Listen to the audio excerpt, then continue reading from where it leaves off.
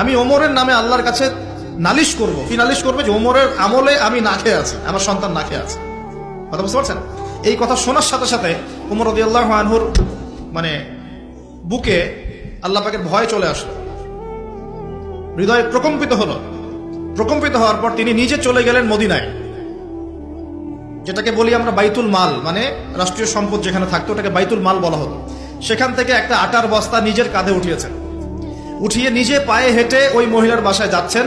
তার পাশে থাকা একজন সাহাবী, তিনি বলছেন, তার নাম আসলাম রাদিয়াল্লাহু আনহু, তিনি বলছেন যে ইয়া আমিরুল মুমিনিন, হে আমিরুল মুমিনিন, আমাকে দিন, আনা আহমিলুক, আমি এটাকে বহন করে নিয়ে যাই। আপনি চলেন, সাথে সমস্যা নেই, আমি বহন করে নিয়ে যাই অ্যাটলিস্ট।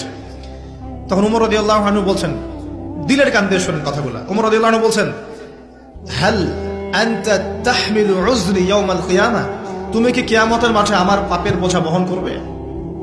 সুবহানাল্লাহ, চিন্তা করে দেখেন।